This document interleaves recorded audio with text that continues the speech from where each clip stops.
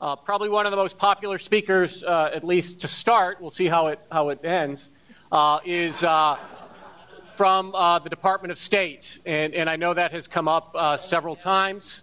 But Dr. Deborah Schneider, she's been at State for about 10 years and has worked in a variety of positions.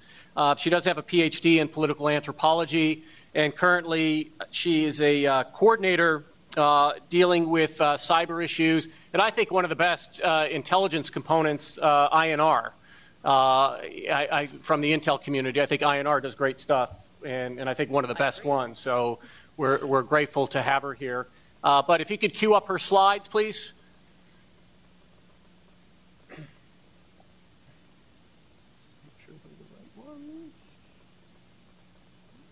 Yeah, and so Dr. Deborah Schneider. Great. Thanks very much, and thanks for having me down. I was a little perplexed to be invited since I'm not a lawyer nor an operator, but my colleagues assure me I'm a smooth operator, so I hope to give you a little insight. So I was asked to speak about U.S. foreign policy and cyber operations, and I thought I'd in fact use this audience to try out a few ideas I've been thinking about, and it's a very sophisticated audience. I hope that you can give me some ideas as I work through some of these issues on sovereignty. I want to just say at the starting point that we've of course made many statements as the U.S. government that we respect sovereignty and that sovereignty applies in cyberspace, and that I cannot exactly tell you what that means.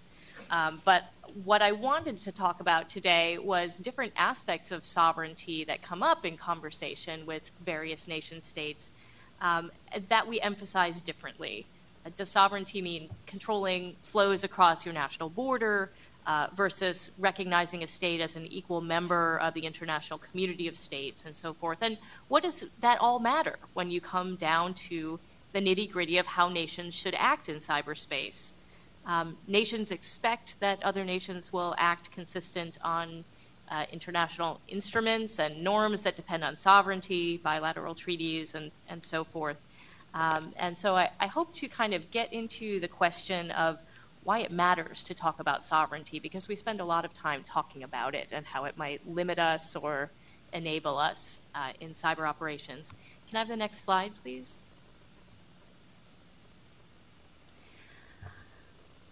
This is a set of quotes I picked to illustrate my main point that I can't tell you exactly what it means that sovereignty matters in cyberspace. Plus a shout out to Lieutenant General Schmidl.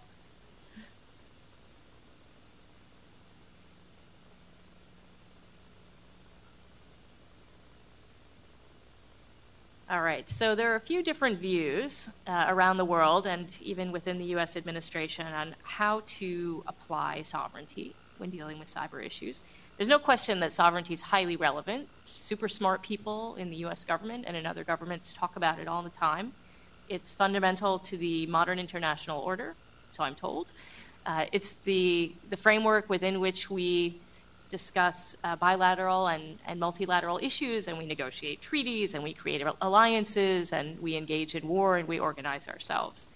And that's all well and good. I'm talking to a group largely of lawyers, so you all know that the UN Charter tells us the UN's based on the principle of sovereign equality of all of its members. So we all buy into that.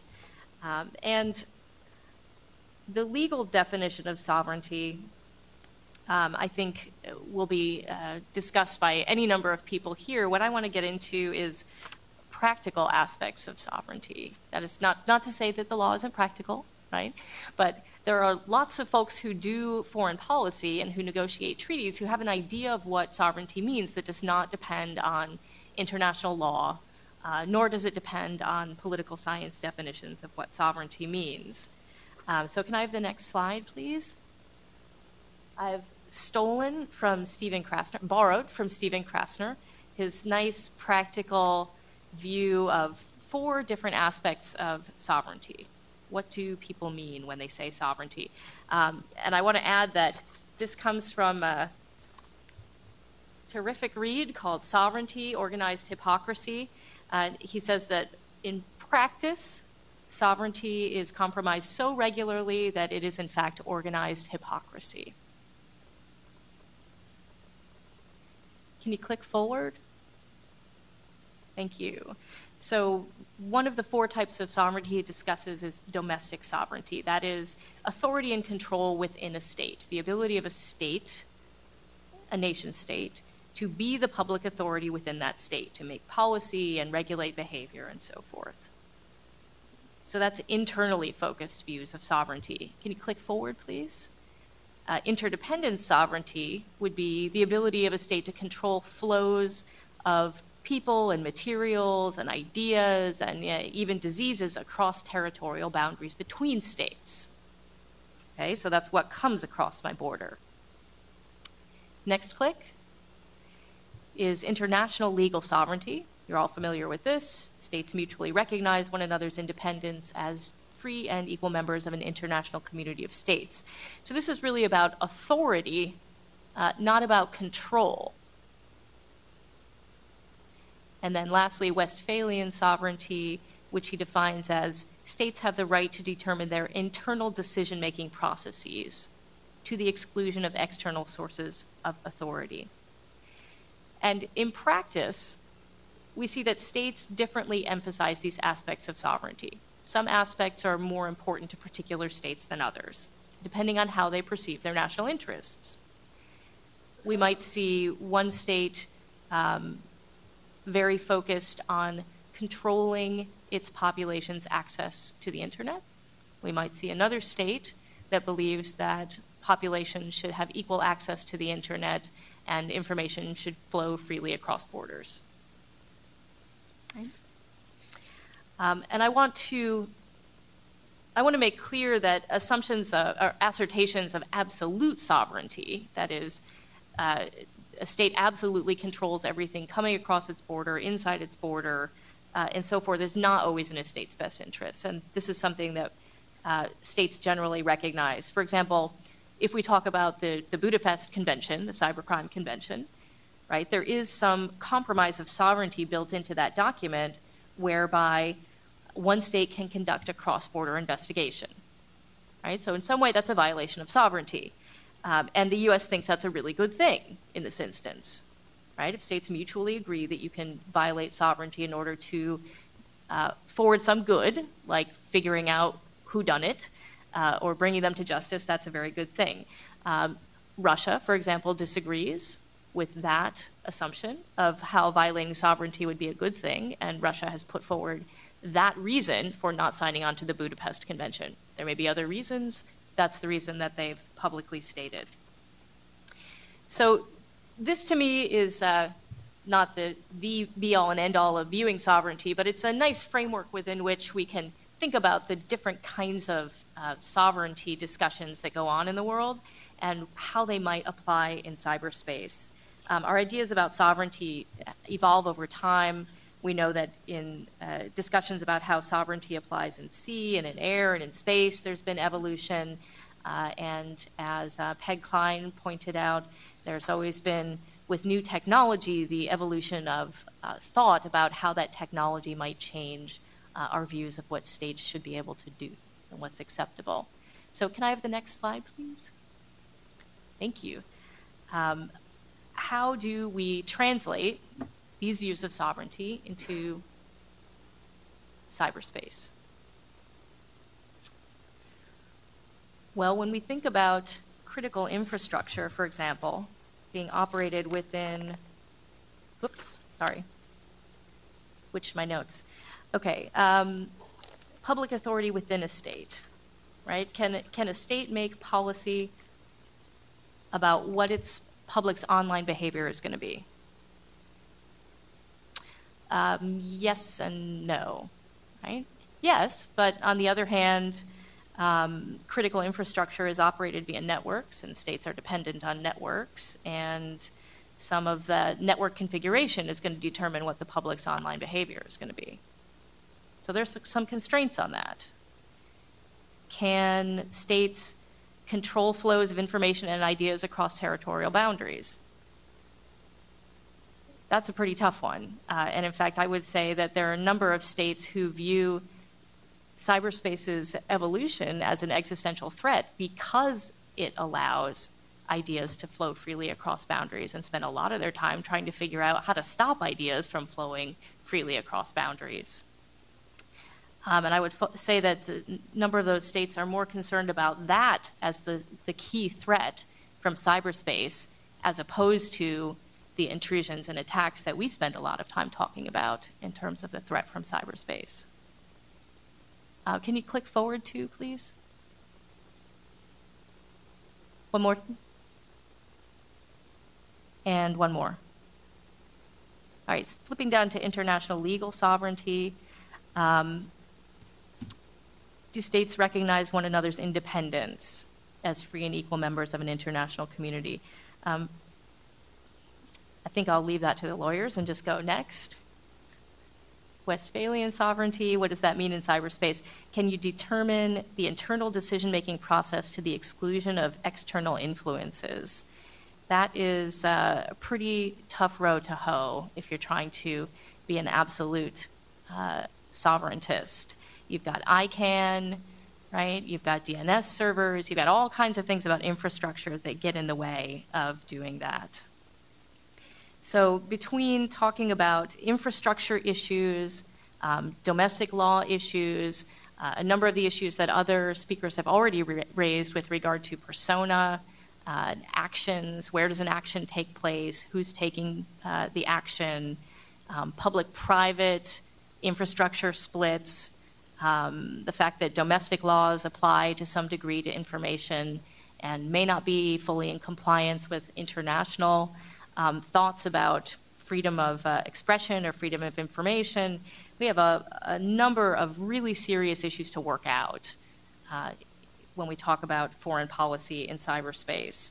And foreign policy issues are linked.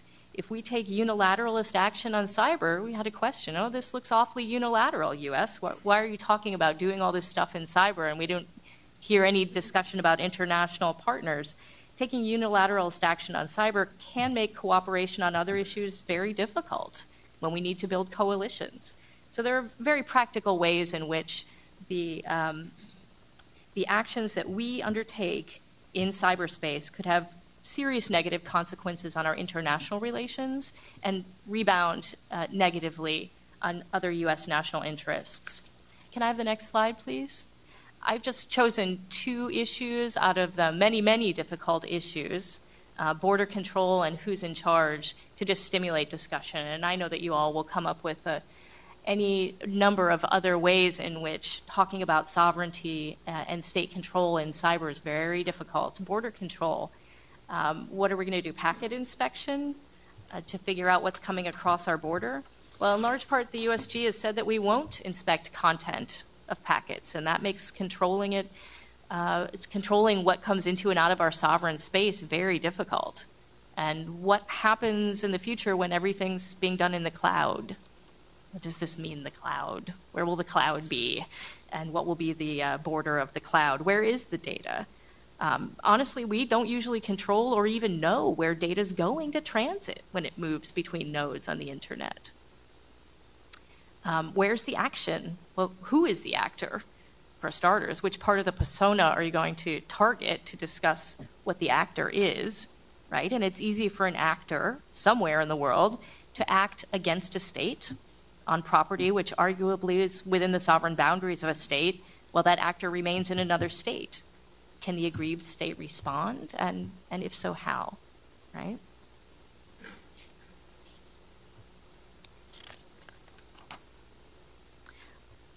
Can I have the next slide, please?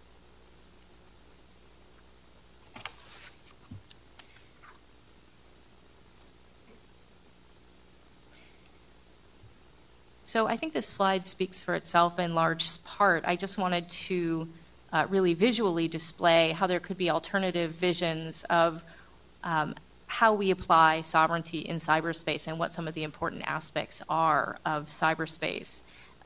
U.S. vision being free speech, free flow of information, intellectual property rights, apply, existing international laws and principles apply, including the law of armed conflict, and then a vision that we see proposed in the Shanghai Cooperation Organization and various proposed codes of conduct that Russia and China have put forward, in which it's crucial to limit content and flows of information within borders. And there's quite a lot of concern over communications technologies undermining social stability. There's concern over tech transfers being necessary for states to have equal technical ability in order to maintain security, as opposed to an emphasis on intellectual property rights, and proposals about needing a new arms control treaty in cyberspace in order to improve stability. Thanks very much. So I think that when we start to imagine where we're going with sovereignty in cyberspace, we have a lot of really practical questions to think about, and reciprocity is one of the tricks that I often use to think about those questions. So if we think about what are we allowed to do elsewhere, we want to then think about what are we going to allow other folks to do here, right? We want to do actions on other folks' soil. Well, under what circumstances would we be prepared to give other states permission to conduct such actions on our soil? Would we give permission for automated actions? Or would we set thresholds within which we would expect states to coordinate with us before undertaking such actions? How would we treat private property rights under any such bilateral or multilateral agreements?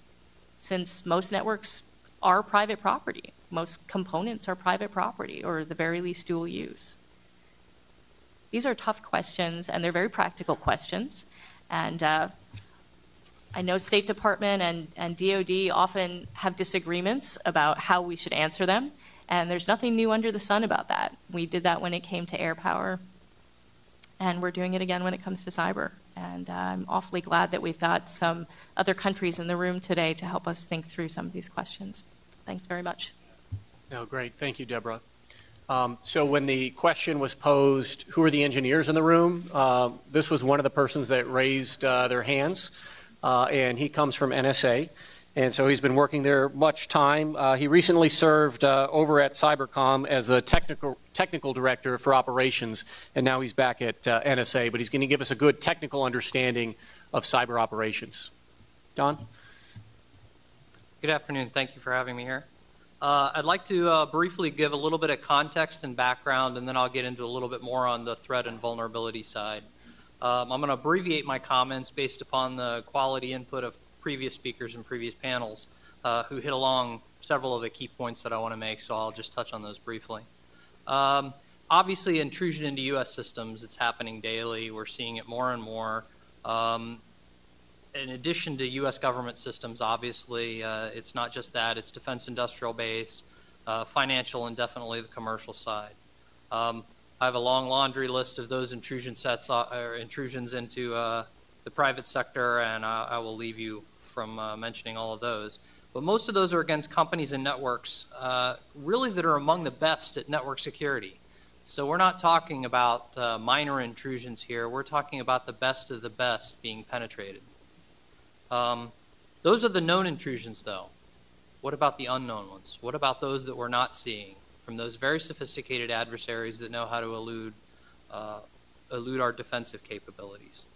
An interesting statistic, as we go more and more mobile devices on corporate and even government networks, mobile malware is on the rise. And in fact, a statistic from the Google Android's side of things says malware grew 500% since July of 2011. That's an awful lot of malware out there. What can't really be understated, and it's been touched on before, is that loss of intellectual property. While we talk an awful lot about cyber attack and how devastating it would be, there's a quiet war currently going on as the loss of intellectual capital from the U.S. Some estimates upwards of $1 trillion annually. Information's become more important than ever. It's our national wealth and treasure is at stake. It's not just about U.S. DoD networks or U.S. government networks and information. They're probed and penetrated daily, and now we know at least one person who's using Backtrack to do so.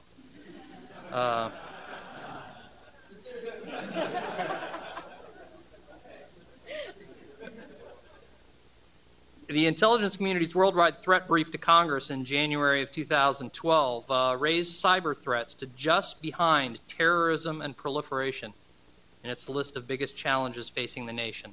That should say something there right in itself. Continued remote access to computer networks is difficult but achievable. We're finding adversaries getting access into our network. We kick them out and they come back. So really, what constitutes an attack? I've heard that several times throughout the day today, and that clear definition is pretty elusive. I don't have the answer for that. I'm the operator. If adversaries are deep enough in our information systems to exfiltrate that intellectual capital that we talked about without or with minimal detection, creating destruction on those systems is trivial. But contrary to their goals, except in certain circumstances, they would much rather continue to bleed us from 1,000 cuts and get that intellectual property than to take our networks down, both denying us access to them, but denying them access as well. How do we defend ourselves in the cyber domain? It's been said many times before, but it really is a team effort. It's a whole of government approach is required. And I've heard it in many other different forms, so I'll reiterate it. Increased awareness. We really need to harden those systems, and I will say it and then put a caveat behind it. We need to isolate critical networks, and I believe it was Stuart Baker said, if you think it's really isolated, it's not, and I will echo that, because information and media transits between them. We definitely need to share more information, even across the government and industry boundaries. We need to work on those human trust relationships so that we trust each other enough to share that information. We need to prepare for the worst. We've heard lots of folks talk about it, the next cyber catastrophe. We already know adversaries are in our networks now. And we really need to work that cross-government coordination as we have before over time and time again. So I want to give you a few cautions as part of that context and background. We've talked an awful lot about cyber as a domain. We all kind of agree. We've all gotten to the point where we all agree cyber is a domain. But I will say cyber is very different than the rest of those other domains. And I will give you a few examples of why I consider it to be different. The speed of action. We've talked about that a little bit earlier today. Governance is a difficult concept in the cyber domain. Obviously, unclear national boundaries. We've talked about the geography of it. Definitely said the complexity, and it's constantly changing. It's not just that it's complex, but it's evolving over time very rapidly. And most of it, really honestly, is uncharted from many respects. I'd also caution using traditional military doctrine and paradigms sometimes doesn't fit in the cyber domain. I would challenge you to use that doctrine initially, but challenge it at every step.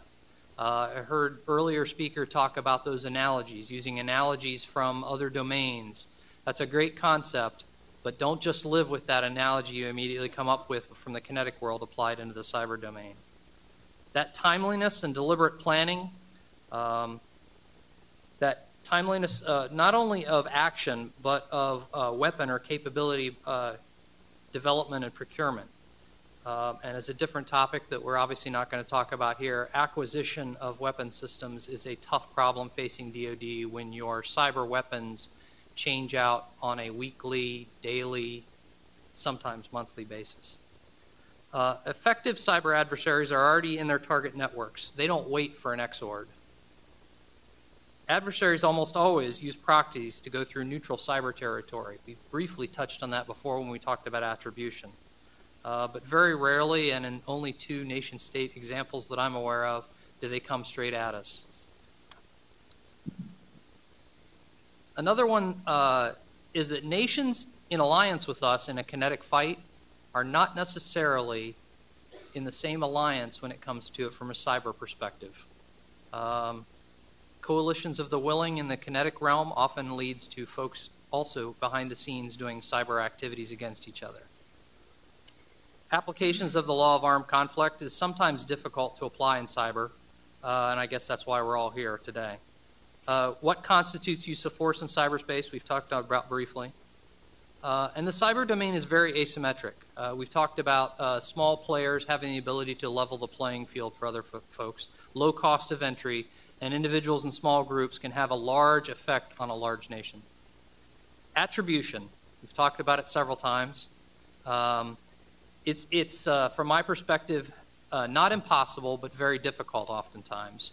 When we focus all of our resources on some of the actors, we do a pretty good job of knowing attribution. Other times, it's very difficult, using those proxies and hot points. And after the fact attribution is not sufficient. You need to know attribution in near real time. What responsibilities does an unwitting country have when they are used as a hot point through which cyber activities are said? Maneuver in the cyber domain. Again, awareness and knowledge and speed to respond. Rate of change in the cyber domain is really outpacing our ability to answer the legal and ethical questions, train our forces to defend the nation, and to develop those cyber capabilities that I spoke of. So really, what actions are permissible and proportionate in response to cyber penetrations and attack? Clearly, oftentimes a lack of adequate definition in cyber doctrine has resulted in the situation, again using an analogy, of staying in garrison. Our forces are staying in garrison behind our wires and waiting until the adversary breaches the wall. We can't fire beyond our perimeter, and we can't leave garrison. So how are we to defend ourselves? Coupled with the fact I said earlier that our adversaries are currently inside our wire. It's not a really good defense in the kinetic world, and it's a really bad one in the cyber domain as well. So we clearly must resolve and codify these issues. Our ability to defend ourselves in the cyber domain is clearly paramount. We are already losing the intellectual capital, and if you believe many, a future catastrophe is really on the horizon. So to speak to the threat side of things, clearly what we're seeing from a source perspective is a full spectrum. Everything from individuals, hacktivists, organized crime, terrorist organizations, nation states, for multiple purposes to include censoring information, as was briefly discussed, and loosely formed alliances of all of the above. Other nations outsource their cyber activities. We don't. And one I'll have to add to it now after listening to one of the previous speakers is potentially other foreign economic businesses also taking cyber actions. Of those above, we used to concern ourselves from a national defense perspective with only the nation-state side of things, and more recently terrorist organizations. But in the cyber domain, all of those can strike with substantial effect and do it globally. The purposes for which they do it, oftentimes espionage, which we mentioned before, sometimes for nationalistic, other times for financial gain. Political, oftentimes a foreign government attempting to dominate their information space. The economic that we spoke of, and clearly militaristic, as we have good examples of foreign governments doing that in preparation for kinetic strikes. So the vulnerabilities that folks have touched on before, everything we have electronic typically has a vulnerability in it. There is no such thing as a perfectly secure system. If you put enough resources against it, you will find a vulnerability somewhere. All those computers and devices, both their software, their firmware, and their hardware, oftentimes have vulnerabilities. And it's not just PCs anymore. We had, Stuart was specifically mentioning PLCs and SCADA systems. It's those operating systems, but it's also the application side of things. So those are oftentimes referred to as technical vulnerabilities because they require geeks to actually sit down, figure out where their holes are, and figure out how to exploit them. But more and more what we're seeing is the social engineering aspect of things, the spear phishing messages. If you can just get an adversary to get something into their mailbox and click on it, typically that's enough to poke a hole through whatever security devices they have. But it's not just computers, it's the networks they're associated with that interconnectedness. And the last one that I'll kind of leave you with is the supply chain side of things. You really need to be aware of where you're sourcing both your software and your hardware from. Maybe it comes inside it with some little value-added feature from either of those organizations that I mentioned before who are attempting to threaten you. The downside of it is the adversaries get to pick the time and the place to exploit our networks. And to effectively defend against it, we have to defend all boundaries all the time. They will wait for the weakest link in our defenses. Oftentimes, that's the human component, and they will exploit it. These are very complex networks that have inter-network trust relationships that only make breach of the exterior difficult. We used to refer to it on this information assurance side as hard and crunchy on the outside, soft and gooey on the inside. Poorly implemented security mechanisms can actually be used against you. Many adversaries will use a trust relationship.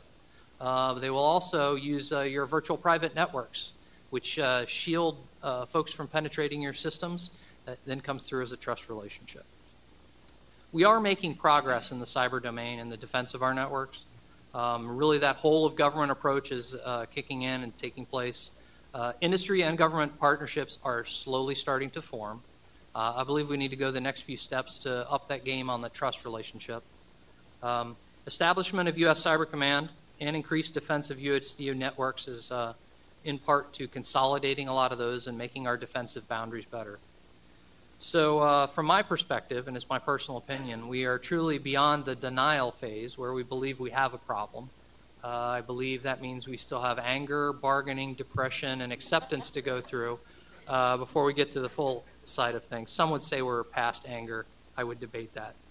But we are making progress. It's getting better. But in this realm, in this domain, slow isn't fast enough. Thank you. No, thanks, Don. So by a show of hands, how many infantry officers in the room? Okay, good. So we just have one. And so Major Chris Walls, he's going to give us an important perspective on, how does an operator think? How do you apply concepts that infantry think about in the cyber domain? And he's a planner for Cybercom and temporarily on loan, right? You're at school. And but we'll get the infantier's perspective. All right, thank you, sir. If you could bring up his slides. So as he mentioned, I am an infantry officer. I am a stranger in a strange land. The first book that I read when I came to the command was Black and Yellow. It's TCP/IP for Dummies. So I had a steep learning curve, but was mentioned before in one of the other forums. Maneuver warfare has a lot of applicability in cyberspace. So thank God a lot of the things that I've spent my time trying to be good at applied directly for offensive cyber operations. I've been with the organization about 2 years. I led the Iraq OPT, and then now I work on an OPT that's directly supporting CENTCOM. Next slide, please. So this is the new domain. If I was going to be anybody in this picture, I'd be the guy up front, but without the physique. And thankfully, there are many of the individuals on the right-hand side of the slide. And those are very precious individuals that, like was mentioned earlier, do not, are not made overnight. So with the new domain, the old models and the regimes that we've been speaking about, a lot of them have some level of applicability, but as I think we've all come to agree that they may not be completely applicable. There are new nuances about this fight in cyberspace that have to be readdressed, and we use the old models to build the new. So not to throw out what we have, but to figure out how we can make it applicable to the place we find ourselves now. Next slide, please. These are just a couple of topics I'll touch on briefly. Next slide, please. Okay, so for my use, I've kind of grouped the type of planning that we are asked to conduct into to 4 groupings. And depending on the type of requirement that we've been given, for the support needed for the combatant command or whoever the customer might be, the type of operation envisioned directly affects, the type of planning we're going to conduct and the type of activities that the plan may envision. The first of those being Expeditionary, and that'll have a very unique flavor for the type of plan that we conduct. The plan that we will build likely supports strike options that the combatant command is planning. How can we make those more effective? How can we make those successful? And then hopefully in the future, how can we make some of those not necessary? Because we can achieve through cyber what in the past we've had to achieve through a kinetic strike. They also serve as flexible deterrent operations. So maybe a message that could be sent, of, hey, recognize where you're at and, what your actions might lead to. This is a warning. So cyber can serve that role. And mostly, if you think about in an expeditionary model, we're trying to help our expeditionary forces be successful. So we think about building plans on how to turn things off at unique times, or how to turn things on. Or if the government we're concerned with is concerned about controlling its populace and not wanting them to see certain information, how do we make that information available to them so that rather than focusing their attention on us, they're focusing their attention on continuing to control a more empowered populace. So those are kind of some of the things that our planning encompasses in an expeditionary model. In a counterinsurgency model, it's a very different fight, and so that type of operation takes a different type of plan. In that type of scenario, we're worried more about what do people think, influencing populace, and the center of gravity tends to be popular support for different elements. So we find ourselves writing plans that encompass things such as how to conduct counter-propaganda, or to support information operations, or counter the sharing of TTPs and weapons technologies that insurgent elements try to share to make them more effective. And so the enemy acts different in this model as well. So whereas an expeditionary model, you might be focusing on a state actor, in this model you're focusing on groups of individuals not tied to a state many times that may be more flexible, can move faster, and do things much quicker than we can. So just to give an example, with an insurgent that views a U.S. action that they believe might be in support of something they're advocating for, how hard is it for them to run down the street, log onto a computer, put this video to music, add a message to it, and within hours have that out? Well, are our processes that we've been talking about, are they flexible enough to allow us to compete in that kind of time frame? So as we build those kinds of things, we have to be able to compete on that level because the enemy can move that fast. Counterterrorism, similar to counterinsurgency, but has a little bit of a different flavor. Those of you who worked in the CT realm, we like to make people time, place, predictable, so that we can arrange a meeting of them and arms of our military forces many times, be it in person or remotely. But those types of things, the types of things we'll do under counterterrorism planning will be, how do we find people? We talked about personas in cyberspace. How do we find that identifiable signature that allows us then to make somebody predictable in time and space, so that we can develop, a pattern of life that, we can then use to be able to plan, potentially kinetic operations. We also concern ourselves with countering the message of these terrorist organizations and also the sharing of weapons and TTPs. So the type of operations that we plan take on a unique flavor to target those kinds of activities. So, and then the hybrid. The hybrid is kind of my bit bucket. Those things that fall outside of these first three models, this can be envisioned as longer term operations where, nation-state actors that we have, ongoing, simmering fights that, may not, we may envision in the future hostilities, but how do we position ourselves that when the requirement comes that we're able to deliver the effects required by the combatant commanders. And again, that has a unique flavor. Focus more on setting the conditions for future operations. Next slide, please. So as we conduct our planning, there are certain things that we try to keep in mind as kind of some of our guiding principles. Most importantly, it's support to the warfighter. So we advocate that we be integrated into the planning early, that we be viewed right alongside kinetic effects, because as we mentioned, that cyberspace capabilities are developing to the point where at one point they might start to replace kinetic effects, as long as they can achieve the same type of objective. So the earlier we're into the planning and we understand the combatant commander's objectives and effects that he desires, the better we can help deliver in support of those objectives. Like I mentioned, many parallels with maneuver warfare. Heavy intelligence requirements. So sometimes the things that we do take a long time for us to get to the right level of fidelity for us to be able to strike a very, say, specific thing. And so that goes back to being integrated into planning early. So if a combatant commander comes in banging on the door and I need something tomorrow, well, many times in cyberspace it takes a lot of development to get to a level that we can deliver that effect. And so the earlier we're integrated into planning, the more effective we will be at delivering that effect when the time comes. So as we work with other combatant commands, we try to advocate for, as quickly as possible, get us integrated so that we can, when the time comes, give you what you need. Inherent conflict with intelligence operations. So, we exist in the same space. Intelligence organizations like to watch what we watch because that is where they gain their intelligence. Those mediums are important to us for delivering effects as well.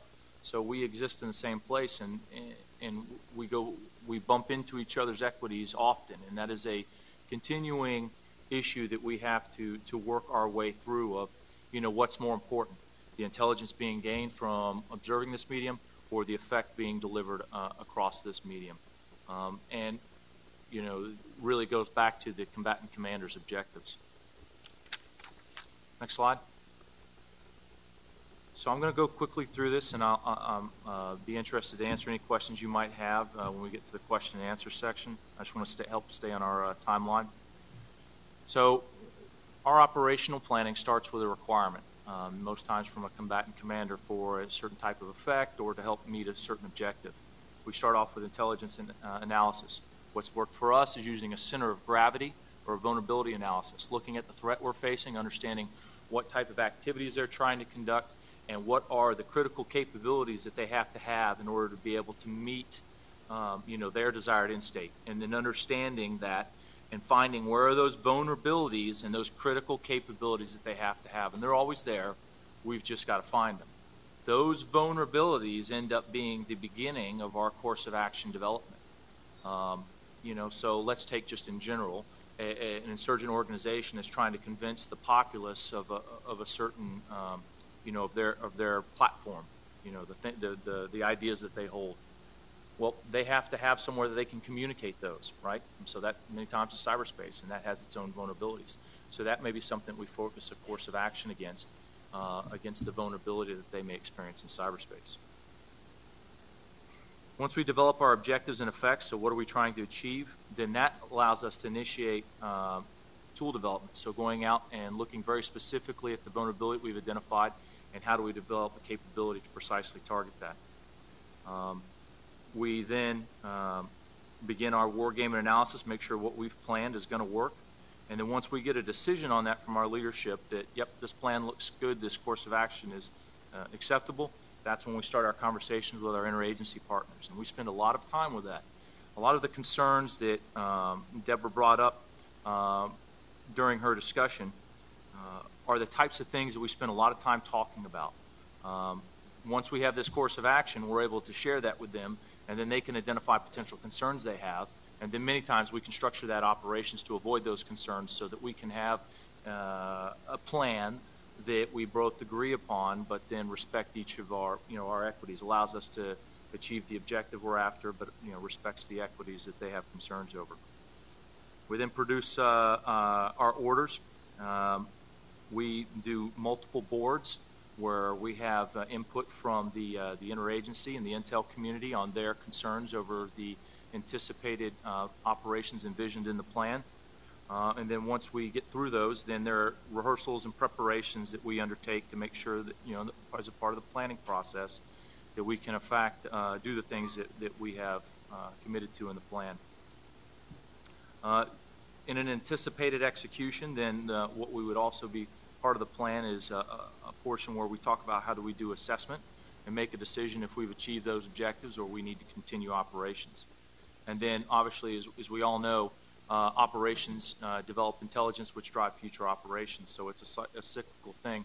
What is the next plan, based on what we've gained from the operation. Next slide. So I'm going to push here a little bit to stay on our timeline. So weapons and capabilities. So they've got to be compatible with the target that we've identified. This is a lot of times where the creativity comes in, that Captain White spoke of earlier. The desired effects that we've been asked to meet for, many times the combatant commander, we try to be as precise as possible. So as we talk about the cloud and where other, non-hostile entities reside right beside a hostile entity, when we do the tool development and the course of action development, we build plans to be very precise to strike the specific thing that we're targeting with the least amount of collateral damage possible. So if there's a way that we can find it to get all the way down to the activity that we're trying to target, you betcha we're doing it.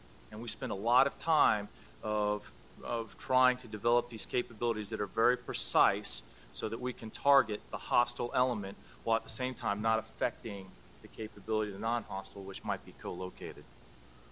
We do a great deal of testing because that assures the commanders that the capabilities and tools will work as designed.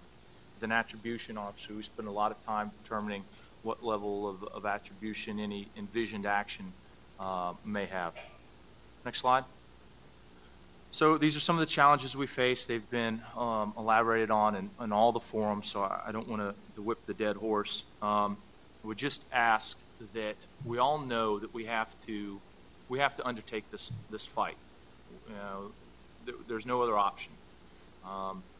So the regimes that we identify or that we build, the legal processes, the regulation, whatever we come up with has to allow us to be fast enough and flexible enough to compete with our adversaries. We have to, part of the analysis has to be looking at how fast can our enemy move, what freedom of action do they enjoy, and if you don't at least put us on a somewhat equal footing or close, then we won't be able to compete. As we look in cyberspace with the new globalization, there are safe havens, numerous safe havens out there where the enemy can exist that we at this time policy does not allow us to pursue. We saw how that worked for us in Vietnam. We see how that's working for us in Afghanistan. And any time that we're forced to try to fight an enemy where we can also affect them in their safe havens, that automatically puts us at maybe an asymmetric disadvantage to that enemy. So just would ask that we keep that in mind as we build these processes that are going to govern our future activities. And then lastly, I'll just address the operations with our allies. The comment that was made earlier, I just want to disavow some of that. We work often with our allies. There are some very talented and skilled allies that we have. We meet with them as much as possible. We take a lot of great mentoring and education from them because they're they have good skills, they have good experience, and we learn a great deal from them. So as often as possible, we are talking to our allies, and we benefit greatly from that cooperation. We hope that it will get deeper in the future so that we can work more closely.